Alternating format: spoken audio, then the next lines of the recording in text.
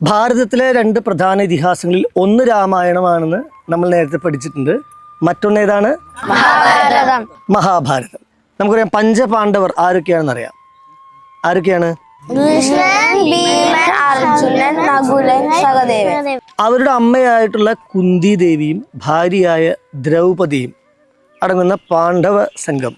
അവർക്ക് കൂട്ടായിട്ട് ആരാണ്? കൃഷ്ണൻ. ഇനി എതിർവശത്ത് 100 കൗരവ സഹോദരന്മാരെ നയിക്കുന്നത് ജ്യേഷ്ഠനായിട്ടുള്ള ദുര്യോധനാണ്. വേറെയുമുണ്ട് കഥാപാത്രങ്ങൾ മഹാഭാരതത്തിൽ.